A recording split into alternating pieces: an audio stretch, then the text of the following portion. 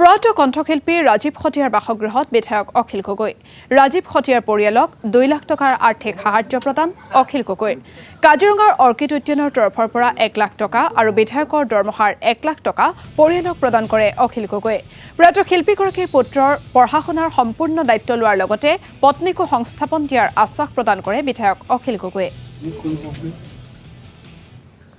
মোৰ জীৱনত পোৱা আটাইতকৈ জনগণৰ ক্লজেষ্ট মানুহজন শিল্পীজন হ'ল ৰাজীৱ খটিয়া।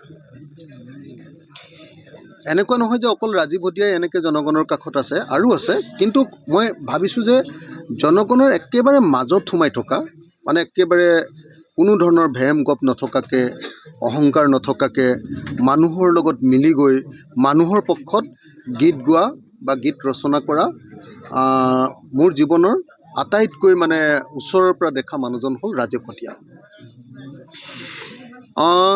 ৰাজীৱ জনতাৰ শিল্পী আছিলে, ৰাজীৱ গণশিল্পী আছিলে, আৰু মই বেলেগ একোৱে ক'ব নালাগে। আপোনালোকে ঘৰখন চালে, ৰাজীৱৰ ঘৰখন চালে দেখিব যে অন্য শিল্পীবিলাকৰ লগত ৰাজীৱৰ কি পাৰ্থক্য আছে।